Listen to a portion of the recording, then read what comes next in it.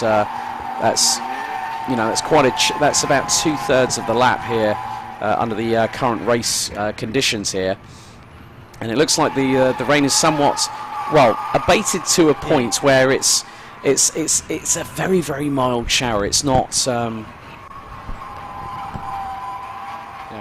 very much the case where, as those Nankang tyres are just literally squealing quite vicariously there going through certain corners. But yeah, I mean, it's quite interesting how the teams are going to be using a lot of strategy. So we've completed, the first 5 hours of this race are completed here at Silverstone. But yeah, it's there's still plenty of time left to go. There's still a lot to play for. Even though it's still a very young race in terms of it's still only 5 hours gone. We've still got 19 hours still to go in this race, and we're in pitch black. So, and a lot more of this race is still yet to be run in the daytime, because we've also got to get through the evening stint now into the early morning, and straight into the mid to late morning, then the afternoon. It'll be running all the way through until 5:30. So that's one to look out for. Her message come through, which I'm going to deliver from none other than the head of Britcar herself, Claire Headley, and she has asked us to say a big well done and thank you to well done and best of luck to all of her Britcar competitors who are competing this weekend. And actually, fair play to them, of course, for running 2 full-on 45-minute races. I think 45-minute or an hour races. Yeah. I got that right. If I got that wrong, apologies, Claire. But 2 basically endurance races, then followed by doing a full-on 24-hour race, which is no mean feat, I can tell you that. Yeah, definitely. I mean, Warren McKinley is one of those people with Misty Racing. Obviously, he's been racing with Team Brit and the Aston Martin today, so he's definitely getting some welcome preparation, I think, for Team Brit's future plans with regards to trying to race at Le Mans. So yeah, I just think that it's actually quite a good training ground. It doesn't matter about your skill level. If you are preparing for 24-hour endurance races, you don't necessarily need to be in a GT car. You can come to the C1 Racing Club and get involved, have a great laugh, meet new people, make a lot of friends, and enjoy yourself in the process. I have to say as well, just as a small thing as well, I have to say a big well done to Claire, of course, because over the last couple of years after she's taken on board Britcar, of course, to briefly mention them, the work which her and her husband Rob have done to bring it to build up Britcar to what it is for this year, of course, is sensational. Yeah. They had a fantastic thing, more than 30 cars to go for the first race here at Silverstone on international circuit, just under 30 cars I think they had, or just bang on 30 for the second race. And just the work it's done. When we saw the start of the second race, just for our contribution here, and the sight of all the different supercars we had, these all unique cars like the Praga, we had Ferrari Challenge cars, there were Set Leon TCR cars in there as well, we had a couple of Alfa Romeos, a couple of Civics in there as well, there was Porsches, Ginettas, BMWs, all sorts in there. It's what a true Britcar grid should look like. It was definitely one of those cavalcades of exoticness that Britcar provides, and great job by both Claire and Rob for doing what they do to help Britcar to flourish, as the rain is starting to hit the commentary box window a little bit more now, but I think it's just due to the directional change. But yeah, I mean, it's a championship that is starting to flourish. So yeah, I just think at the end of the day that the work that they've done, it's testament to keeping Britcar alive, and with Dunlop being the title sponsor for them as well in terms of tyre supply, but also helping to push that brand forward is nothing but good signs and a good omen for Britcar in the future. Interestingly, in 15th place at the moment in the car, it's a changeover. Good old Patrick Watts at the wheel now of the car sat in 15th position. That is the Circuit Pro team. Of course, he's sharing that car with Tim Hartland and his old sparring partner in the Peugeot Work Squad in 1995 in the British touring car, Simon Harrison. It's good to see that he's in that. One car going very sideways. There's a spin. Caught that on camera. That's a spin on the exit of Chapel Corner. Of course, unfortunately, because of the darkness, we can't exactly see who it was. I did notice one car was running very wide on the exit up towards Chapel, and they just lost the back end. Because it's been raining for quite a while, for a couple of hours now, so on and off at various different levels of intensity, getting a wheel onto the grass like that, it's simply just a one-way ticket to send the car sliding. I mean, especially with the curbs, are still going to be very, very damp. They're going to be saturated, in fact, and when you think that's a painted surface, and with road-going tyres, it's never a good mix. Absolutely. So we're now, as we said, gone past the 5-hour mark. We're now 5 hours and 5 minutes into the race exactly. So I'll give you a very quick rundown again of exactly where everyone is now. So just 5 hours and 5 minutes into this Distrigo C1 Racing Club 24-hour challenge here at Silverstone. And it is, again, as it has been for quite a while now, Team Celavi currently leading the way in car number 349. And they currently have at the wheel, at this point in time, Chris Chadwick. That's only a 3-driver team, that is, that being Paul Dickinson, Robin Welsh and Chris Chadwick. So it's now Chadwick at the wheel of that car in the lead of the race. He leads by Bernie, the other car that's on the lead lap, at the moment at least, which is the Viking team in second place. That's now car number 419 with currently the wheel of that at the moment. Richard Grindrod is still behind the wheel of that. MSAR Old Hat Motorsport currently rounding out the top 3, but they look to be in the pits at the moment. Looks to be a lap down off of the leader. Eastgate Automotive, who have got Derek Drinkwater still behind the wheel. They're currently circulating in 4th position. Nyland in the Citroen Racing entry, 376 in 5th. Ahead, well, that has changed because now Drinkwater in Eastgate Automotive has gone up to 3rd. So I would expect, when you consider that you have around about 6 to 8 cars, 8 cars on the same lap at the moment, it could be that keeping in the MSAR Old Hat Motorsport car is going to be dropping a little bit further down, as there's been a change between Orange Motorsport in the 449, who've gone up to 7th position ahead of Simon Jeffs for ASR in the 390. With PrepTech, well, it looks like Mollison for PrepTech UK in the 367 in 9th. AB Motorsport rounding out the top 10 with Powell behind the wheel in the 394. Kraken Motorsport in 6th behind Citroen Racing. So yeah, that's the top 10. In 11th is Jordan for Alexon Holmes in the 401, and 11th ahead of Norris in the ITC1 car. That's the 325. Tolbar Racing with Day behind the wheel is 13th, and looks to have got past Jem Hepworth in the 480 Team Merlin International car. Patrick Watts still in the Circuit Pro vehicle in 385 in 15th position, so that's the top 15 at the moment. And rounding out the top 20, you've got Silver Lake Racing in the 398, the 347 of Mac Attack Racing.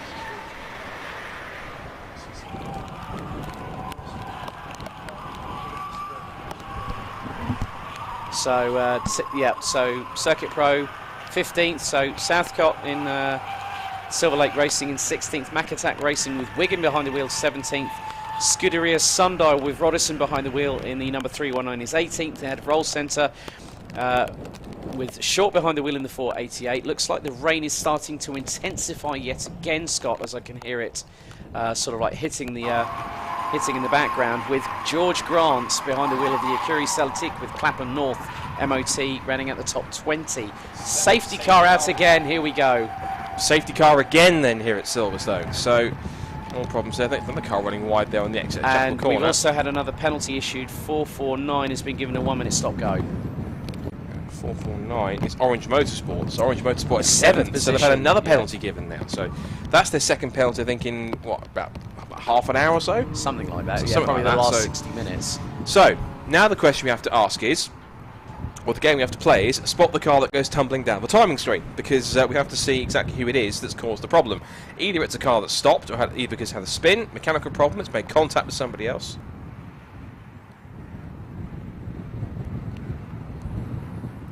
Okay. We should be back on, hopefully, very, very shortly. If we are back on live, apologies if we disappeared for a little while there. We had a problem with one of the EE masts has gone down, which was we were relying on a broadcast for. So we should be back up online, hopefully, very, very shortly. In fact, if not straight away now. So we are back live now. Hang on, MSAR Old Hat Motorsport has just dropped 6 places. Oh dear. So they might have now Alexon Holmes have just pitted. So Old Hat Motorsport is 2 laps off of the leader. I'm trying to keep an eye on what's going on.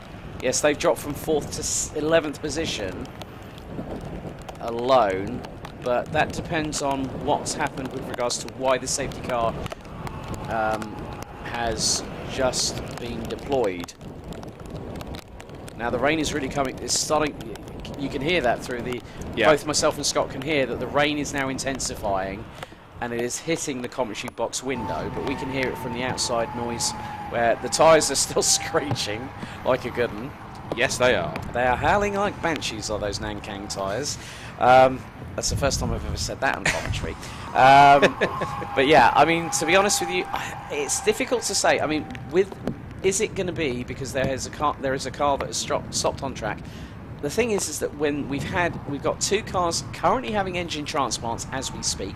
The 364 of Atomic Racing, who had Watson behind the wheel, and then we also have Majestic Motors with Manpower Motorsport with Andrew Godfrey. Those are 2 cars that are currently having engines shoehorned in. And when I spoke with one of the Atomic Racing crew before I came back up here into the commentary, the warmth and security of the commentary box after 2 hours of the pits, which you know, when you're going from, you know, day to night, you can tell in the temperature change. Yeah, it's quite significant. If I'm but what's not surprising in some cases, that even though yes it is wet, is that usually sometimes, and this is across all endurance racing, is that sometimes you do tend to get drivers and cars going quicker at night than you do it in the daytime. Yep. Mainly because it's cooler temperatures. It means you can regulate things like your oil temperature better. Not only that, you can regulate the pressures of the temperature in your tyres better, and the brakes as well. That means if you can regulate them at a more optimum temperature for longer, because of the cooler conditions, with a cooler track or cooler air conditions, because and also cooler air basically means it helps feed your engine much more sort of better air as well. It is a denser air capacity that is going through the radiator on the car, helping to cool the antifreeze, because obviously most production engines will be, at their optimum, running anywhere between 90 to 120 degrees Celsius. They could be running at the higher end of that spectrum because of the amount of stress that they're being put under, which is why we've seen, 3 or 4 engine failures in, the first 5 or so hours of this race. When I spoke with Andrew Godfrey, he just said that, we had limited time running on this engine, whereas Callum Cripps said, this engine has been running for 5,000 miles and not missed a beat. So it's very, very interesting how, one team will say, yeah, we've had plenty of mileage on it. And then there'll be teams that will say, we've had hardly any running on it at all. But you don't know what could be when they buy these cars to prep them for the race itself, they don't know what they're buying sometimes, because it could be a lottery shoot. You roll the dice, and then what happens? Yeah. Because it depends on the life of that car. Because obviously these are all cars that have been bought second hand.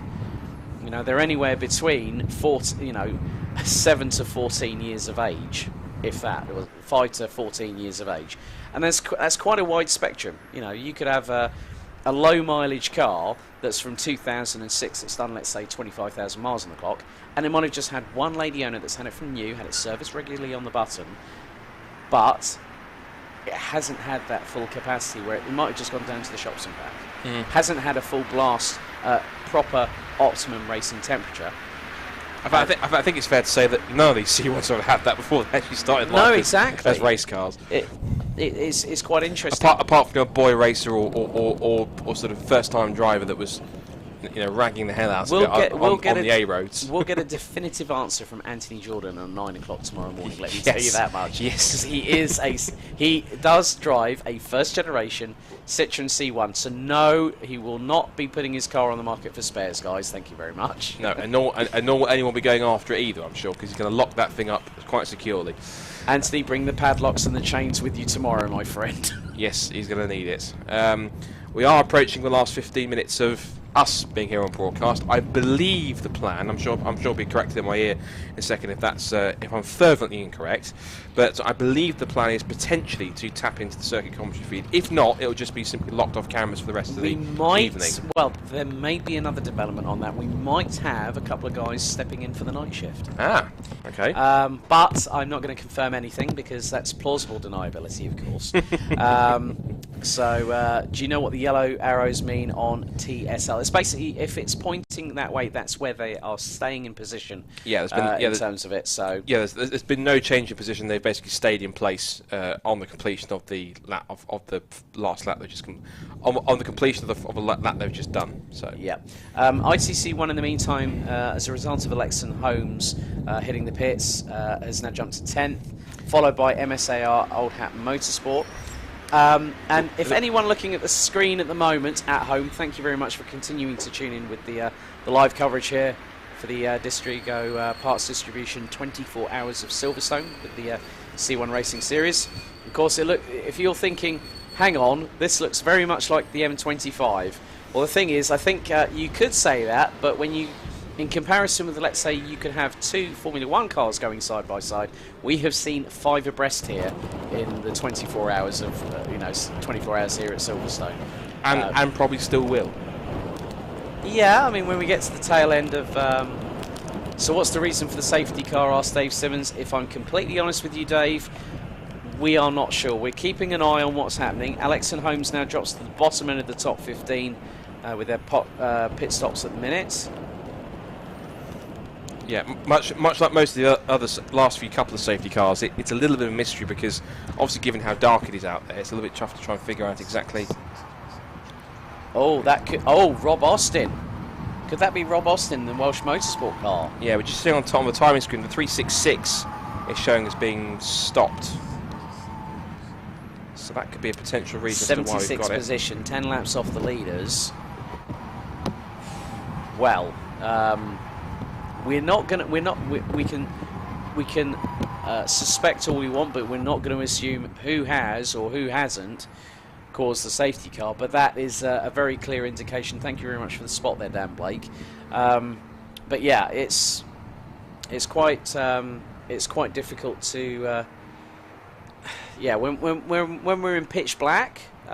It's difficult to sort of like say, yeah, this is what's happening, because we can't see diddly. We're just like the drivers at the moment, because we can only see so much. The floodlights are on in the pit lane, and yeah, it's going to be quite interesting to find out what's caused this. Oh, that's a late break going into the pit lane there. Oh. Someone wasn't concentrating. Someone went, oh yeah, I'll put the indicators on. Oh no, I'm gonna hit the brakes. I just about got it anchored up as well. Yeah, thank goodness. Well, hopefully those front Nankangs have not been scrubbed to within an inch of their cords. But yeah, it's as I say, it's just very, very interesting. Well, actually, Welsh Motorsport has got into the pits. Apparently, the spanner, the little spanner that we see on TSL timing. We got the 358 of Archer in the pits. That's a very interesting statistic, Dan. 11 minutes 23 seconds. So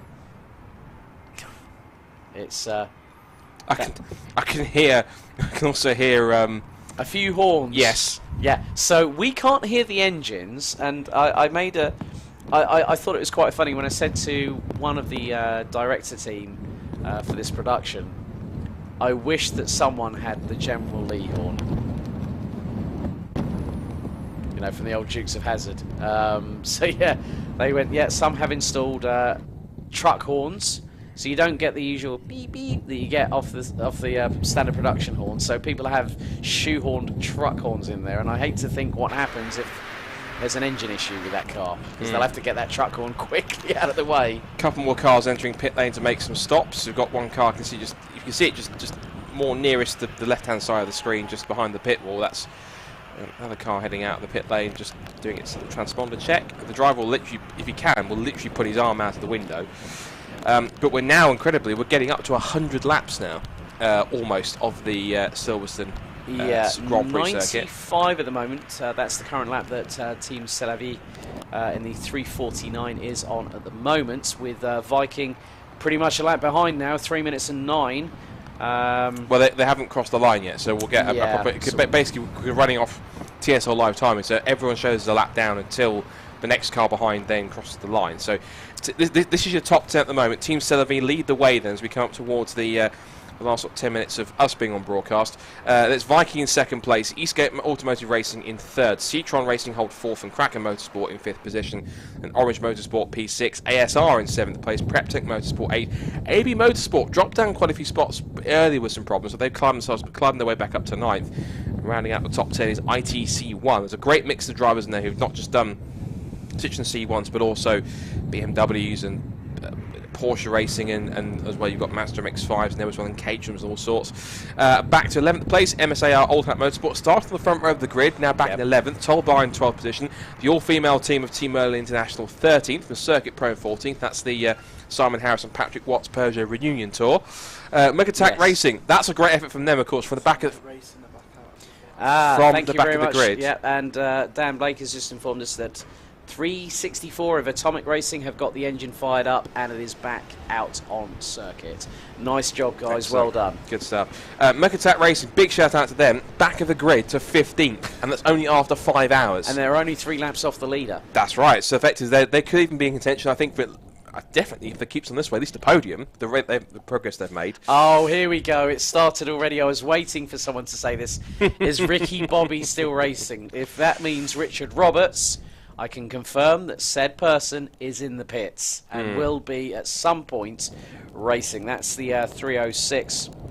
And they are now up. That's got Yoff Cox and the behind the wheel of the 306 up to 81st now. Having languished down at the bottom, and that's not bad after their problems, because they got tapped into a spin early on. So obviously that was Brendan Lee at the wheel. Of course, Brendan Lee double esports champion, F1 esports champion last year with Mercedes. So he's obviously recently made his Formula Ford racing debut last weekend at Snetterton. First ever qualifying session put it in P5. First ever race on the road put it in P4, but then a penalty put him down to 10th place. Yeah, I mean. He's considering. He's taking that as a learning factor.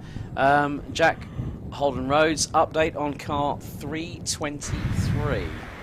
Let's have a look. Just got to try and scroll up and 323. Steady 23. 62nd with Mansell behind the wheel. Not that Mansell, obviously. No, not Nigel. 323. Just confirm that is. That is James Mansell. He's showing that car with Matthew Simonite, Robert Tilley and Neil Holden.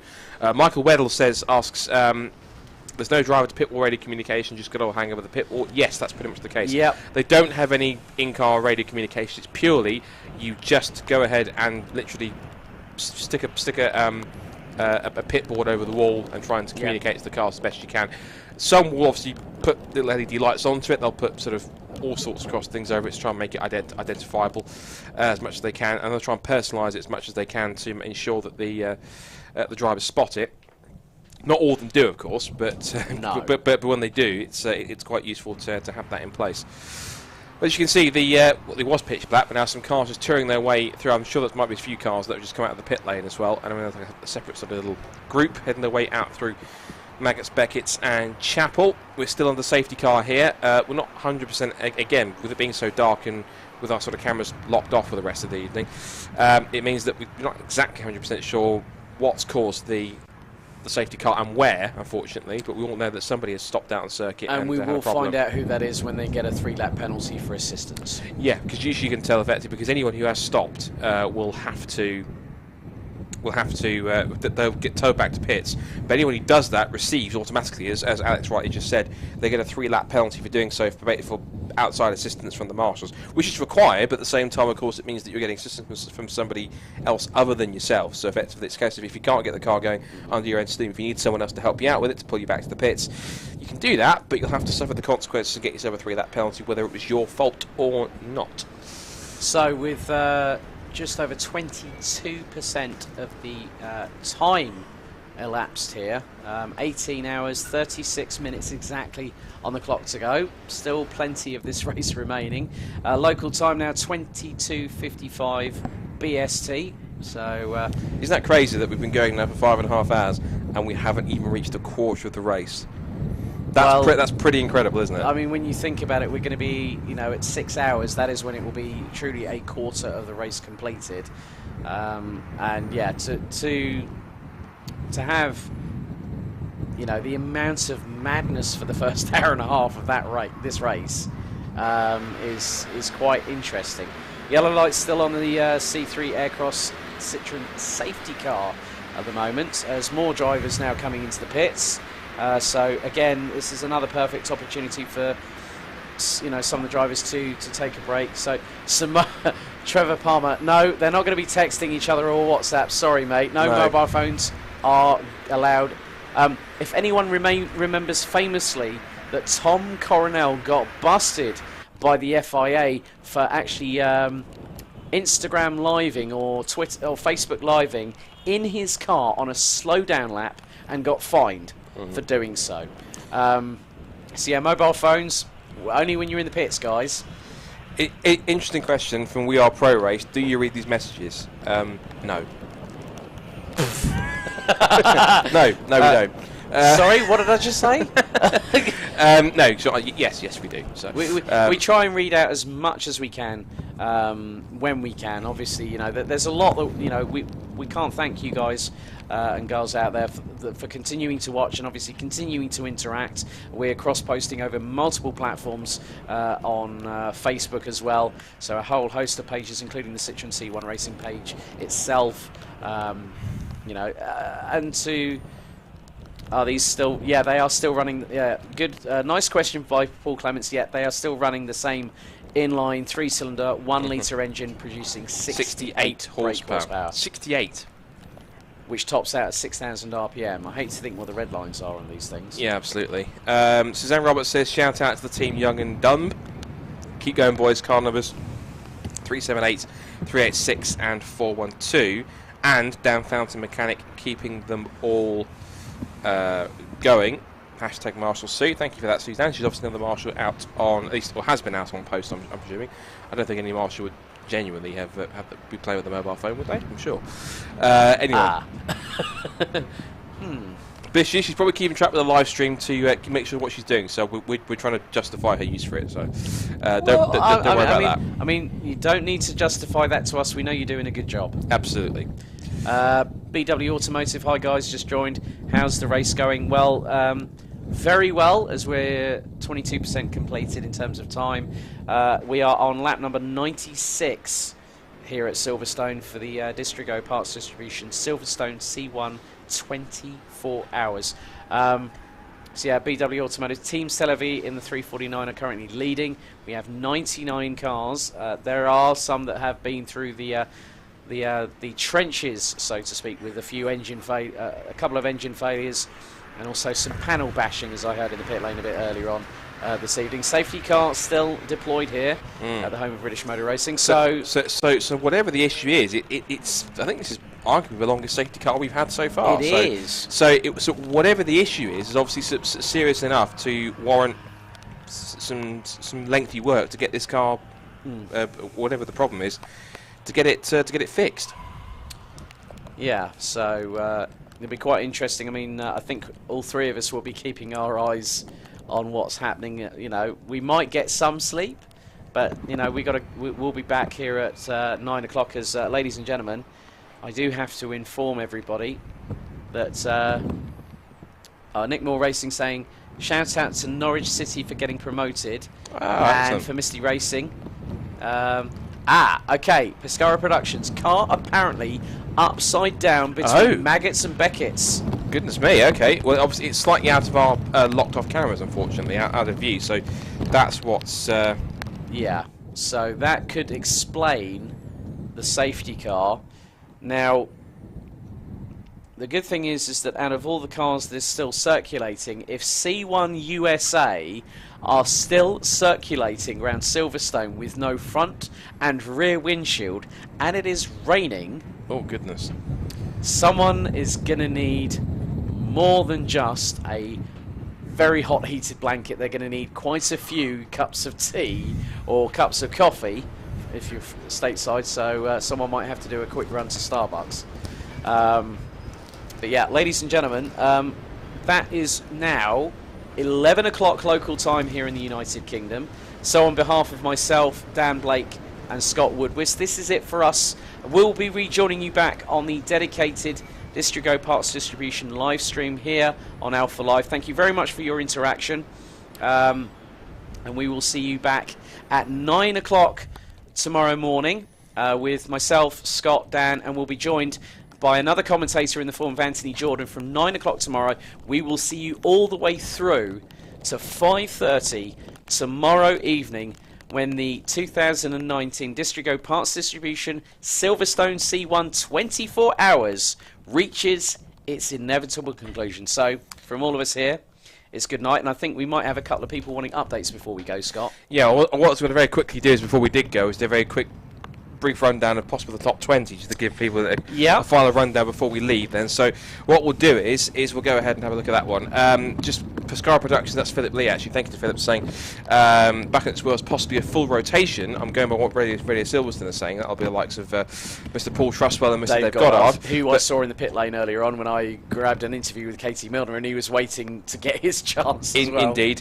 Right, so just before we head off then, very quickly, let's give you a quick update of the top 20 then as we leave then, as we've just gone past 5.5 hours of racing. So in the lead then is we'll just give you the cars then. Team Stella V, car 341, have been leading for quite a while now, and they lead after 5.5 hours from Team Viking number 419 in second place. Third place for Eastgate Automotive Racing with David Drinkwater. Fourth place is Citroen Racing, car number 376. Completing the top 5 is number 411 Kraken Motorsports, and it's number 6th position 449 of Gladman in 6th position of Orange Motorsports. 7th place for ASR in car 390. 8th place for car 367, which is Prep Tech UK. 9th place for AB Motorsport 394. 10th place rounding out the top 10 is 325 ITC1.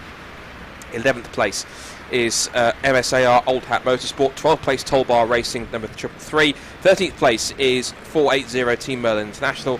14th place 385, which is Circuit Pro. Notice because it has Patrick Watts at the wheel.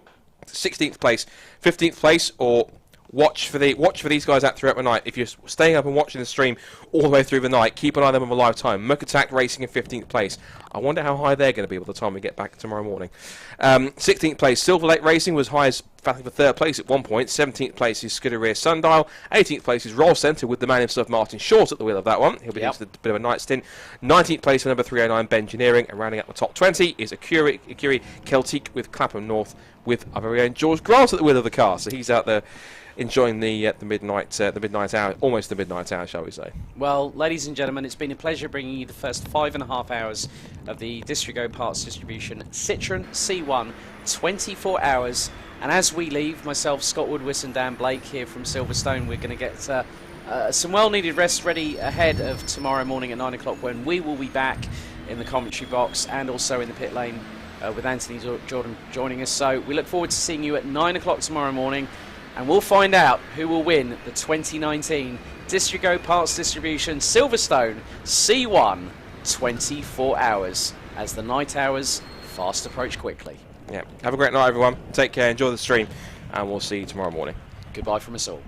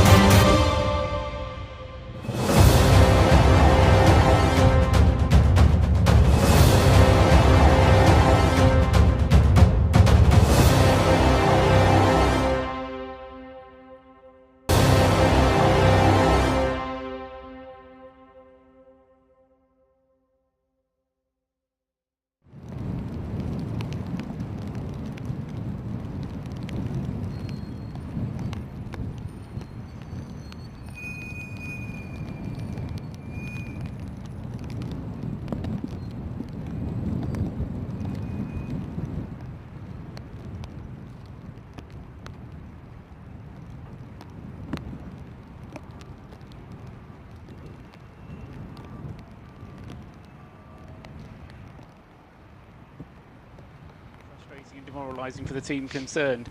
But by the end of the race, I mean, the gaps, which we were talking earlier on, how many cars were on the lead lap, and by the end of the race the gaps will just get bigger and bigger and bigger, and there will be no doubt several laps separating the first few cars by the time we get to the end of the 24 hours. Car 393 in, that's the SRR Liqui Moly sponsored car, orange and black, and that's Michael O'Brien getting at the wheel now. They're just doing a change of tyres, they've fueled the car, and so that car will join the back of the safety car queue, and expect to, when we finally come out of this safety car period, expect to see that car scything through the pack.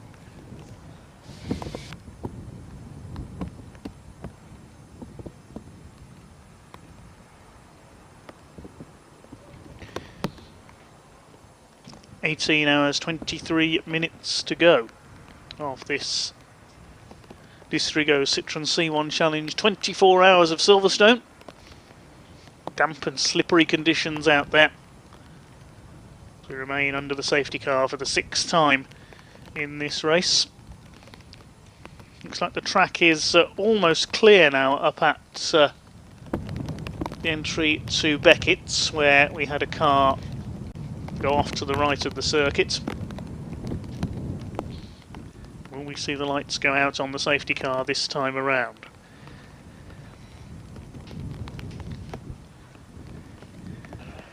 The rain really is on and off and on and off. It's back to being quite heavy drizzle now, so it's rather uncomfortable.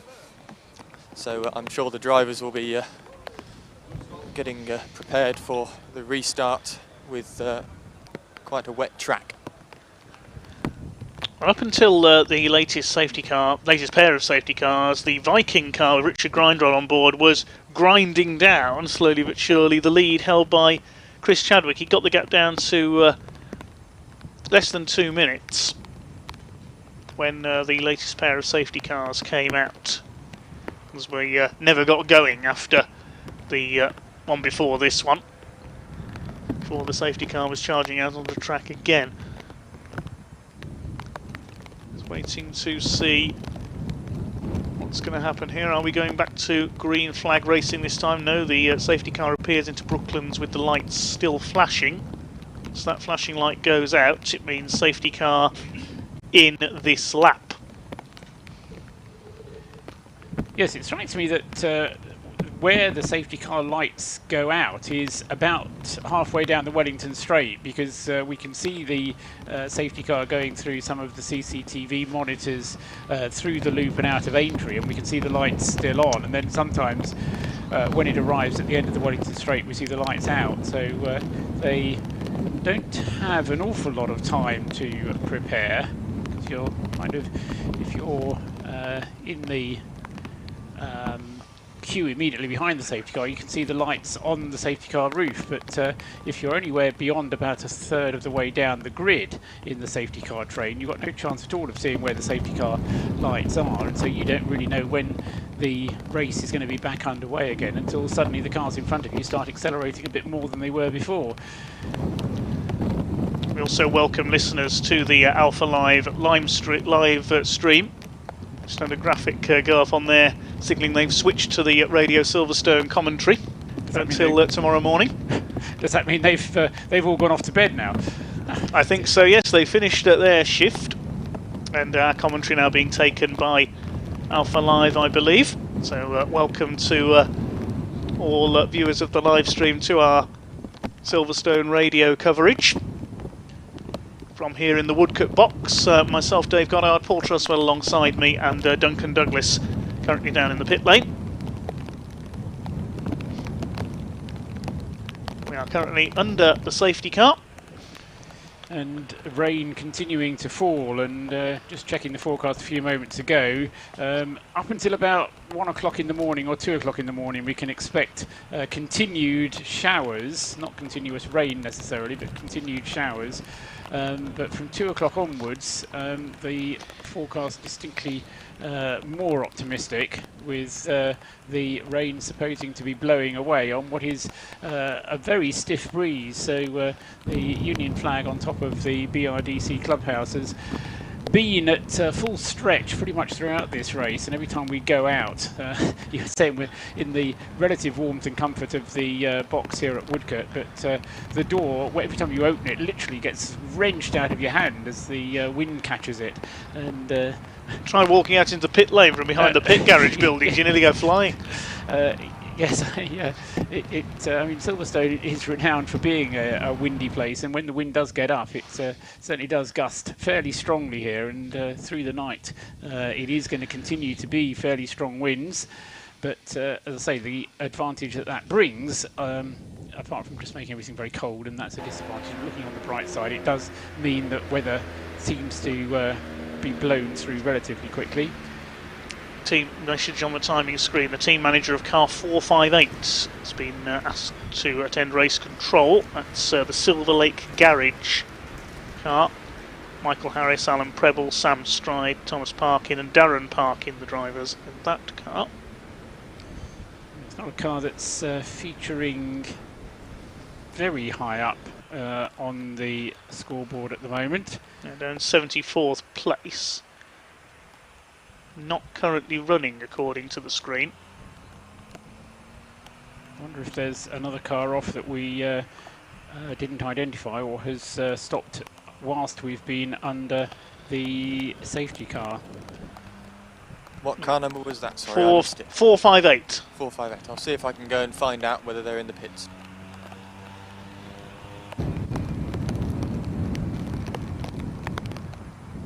A couple of cars, of course, been involved in recent incidents.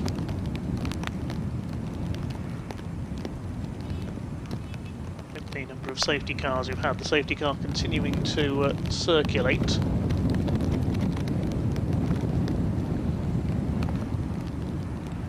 Yes, it's been out now for half a dozen laps in terms of laps that the leader has completed behind the safety car.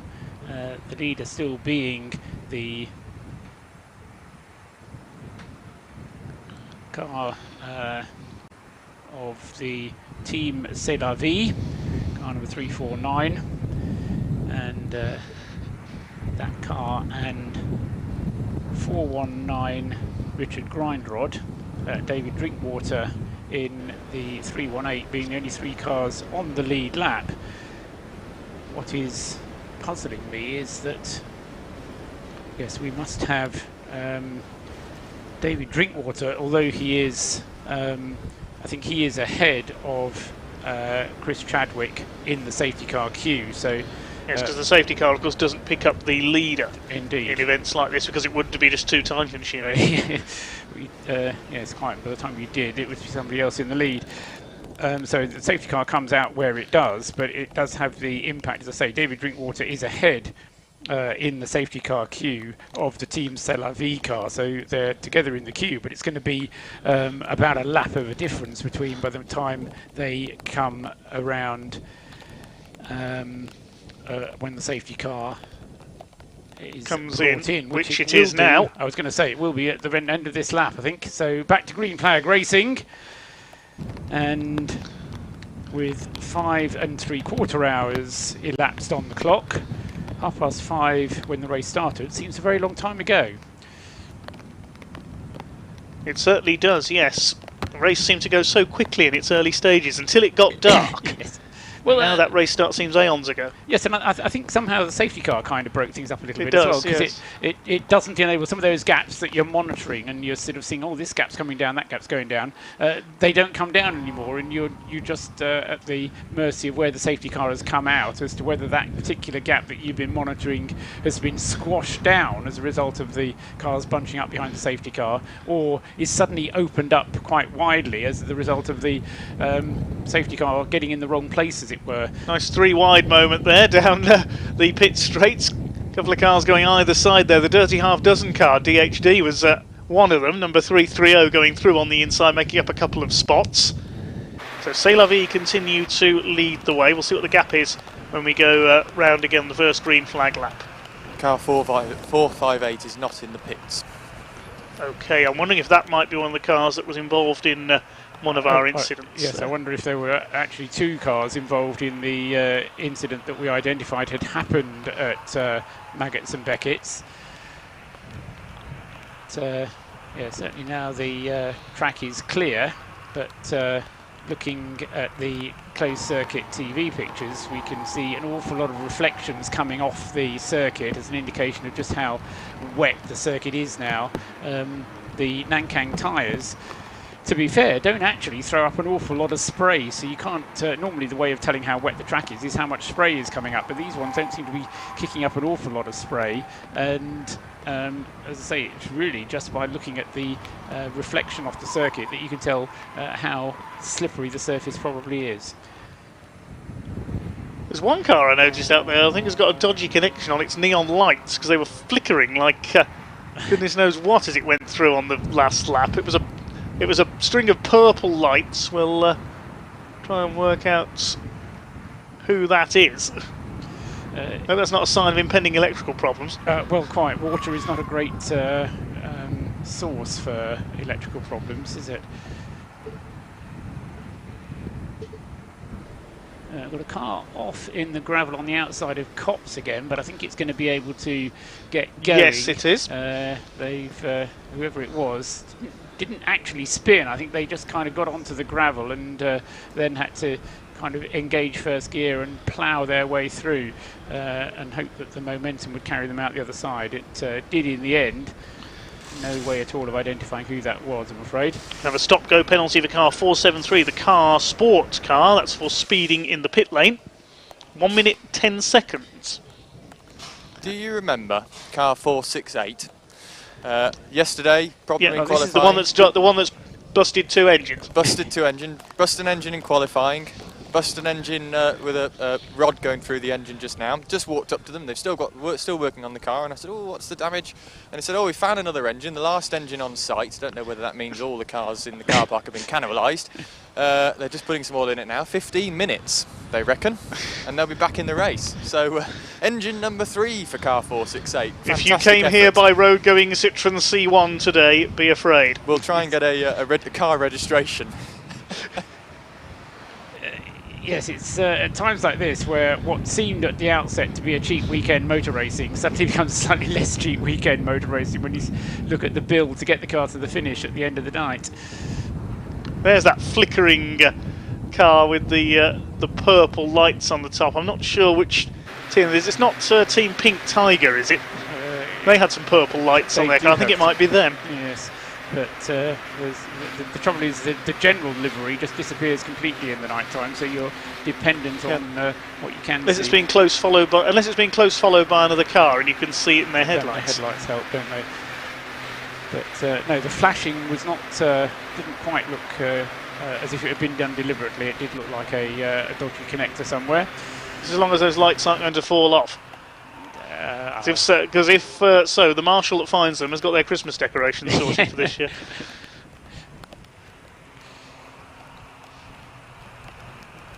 So Green Flag Racing, lap times 3 minutes 24 from Chris Chadwick, and that's not quite as quick as anybody is going because David Drinkwater's just done a 3 minutes 21, but all of those lap times, nearly 20 seconds off what they should be doing, and so that is an indication of just how horrible the conditions have become. We're on the 100th lap though, so there's a little milestone that you can tick off, and the gap between first and second has risen to about a minute. And I reckon those 2 cars were behind the same safety car. That's the Team C'est La Vie and the Viking car, 349, 419. And the Eastgate car, David Drinkwater in 318, is a minute and a half behind the Viking car.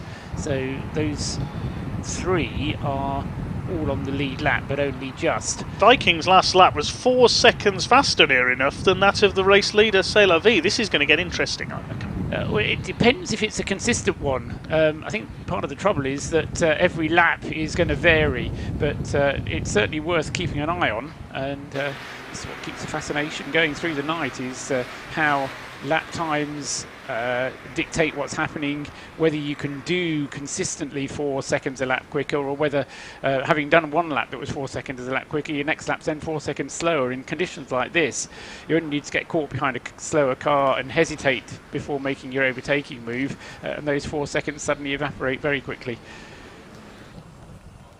We're heading towards that time now in the pits where Safety car. Safety car. Right. Yeah, sorry, carry on. Sorry, Carry on. we're heading towards that time where things start to settle in the garages, and people start to find their slumber, as it were. And we've got quite a few sleeping bags out already. Teams almost huddled together around the screen. People nodding off. So we're getting towards that time of the evening now.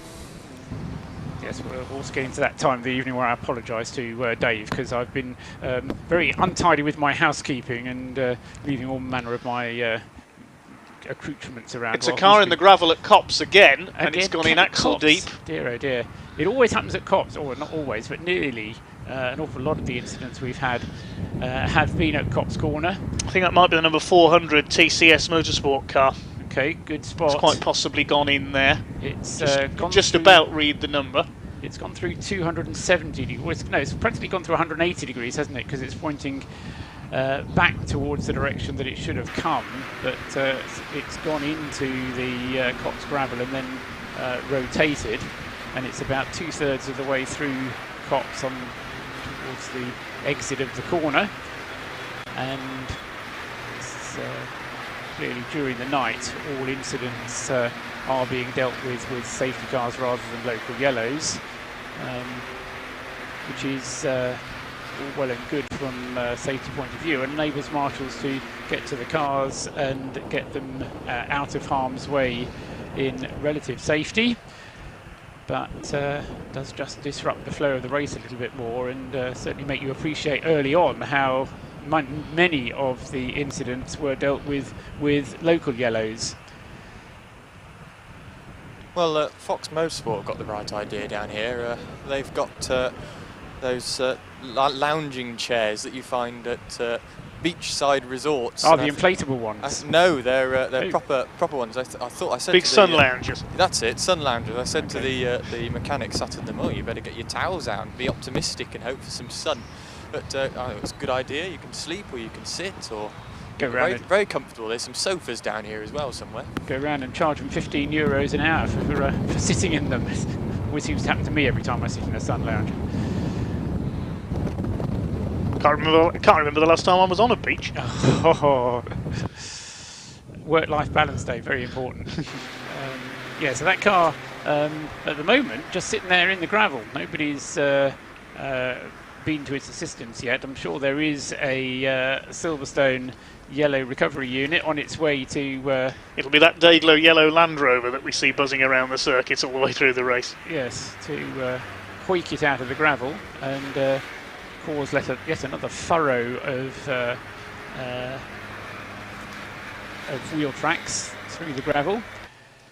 Safety car forming up the queue behind it, down at Club Corner at the moment. And heading up the international pit straight.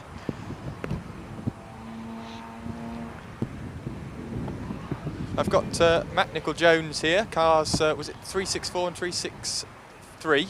Yep, that's the Atomic Racing. So it's been a mixed bag for you guys. Yeah. We're actually, as a team at Academy Motorsport, we're running 325 as well. So I'm kind of driving for the opposition.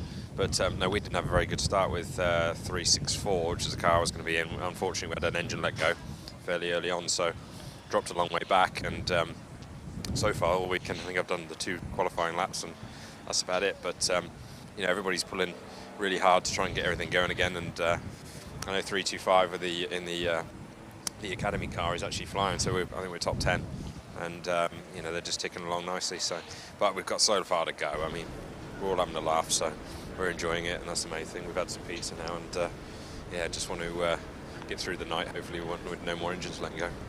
That is the main thing, that you're enjoying yourselves. When are you expecting to be out for your stint? I'm really not sure, actually. I think I was supposed to be in maybe about 1 or 2 in the morning, but so I guess that's probably 4 or 5 now. But you know, I was pulled in last minute, so you know, I want those guys to go out there and enjoy it. I've been racing for 20 odd years now, so I've been there, done most things, but I love these things. This event is just mega, and these cars are so much fun, and just the whole ethos of the entire event is just it's quite refreshing. So yeah, it's not what we're used to doing with the GT stuff, but we love it. The guys are getting just as stuck into this as anything else, so it's no different. Are we going to see more of Academy Motorsport in C1 Racing Club? I dare say you will, yeah. Yeah, we've built about 7 cars, and we've run in the Spa race every year. Yeah, we were very early to pick up on getting involved with the C1 stuff, because my father used to be involved with the 2CVs as well, and he's won the 24-hour with that. So yeah, I think we will probably aim to run 2, 3, 4 cars, maybe more. And we've definitely got the gear around us to be able to do it, and all the guys, and I think everybody's keen to come and do it, and you know, just enjoy it all over again, because some of the other stuff we do can get rather stressful, and you know, this is just really pure, really good fun. So yeah, happy to be here. Certainly sounds like you're hooked. I am, and honestly, now it's wet, I really want to get in the car, because especially at night in the rain, these things are just awesome fun, and yeah, look out. We'll look forward to seeing you out in the car later on. Thanks, Matt, and hopefully that car will continue the race to the end. It's a funny thing listening to drivers, and especially people like Matt Nicol-Jones, who have had experience of other forms of racing. Yes, they talk about how much fun they're having, but thinking about it, the expensive part of doing a weekend like this is actually all the paraphernalia around it. It's not the car, because the car is cheap as chips. Tyres are cheap as chips. Yeah, I mean, you've got, but you know, the hard part is putting together the team of, because you can't just do this, you know, with 2 or 3 of you. You've got to have a team of 10, 12 people in addition to the drivers who are going to work on the car. You've got to have somebody who's going to sort out your catering for you. You know, I mean, I'm not talking about a massive budget or anything, but it's having that kind of set of people around you who are willing to come out and put their weekend, and probably the first couple of days of next week as well, while everybody recovers, onto the line for the sake of 4, 5 or 6 blokes who want to go car racing. And as I say, people like the Academy Motorsport team have people who just get a thrill out of looking after cars all night, and they're willing to do that for you. But it's having that kind of logistics support, really, is what I'm saying, I guess, Dave. You know, it's not just the driver, but it's having a team that can actually put that together. Yes, exactly. Drivers have to be looked after in a race like this. They can't look after themselves all the time. Well, as I say, and having mechanics who are willing to stay up all night, you know. Yes. I mean, how many friends do you have who would come and just make sure that your car was still running all night? And, oh, by the way, we've blown another engine. Can you put a new engine in for it? Yeah, well, only takes a couple of hours. Let's get on with it.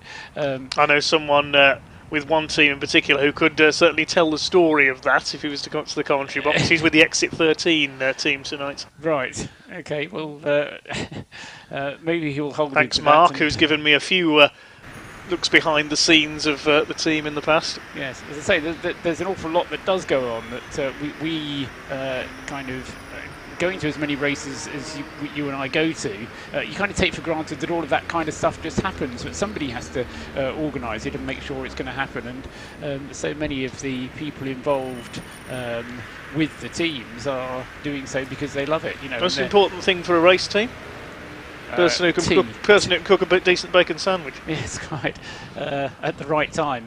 And yeah, just getting those things sorted. Right, the car that was off at Copse. It is the 400 car, by the way. That's gone missing from the timing screen. Right, okay, well done for picking that up. That was the 400. Has now been towed out of the gravel, and having got it out of the gravel, it's headed off on its way again. So carries its 3-lap penalty with it. Plus, 3 laps of sitting in the gravel.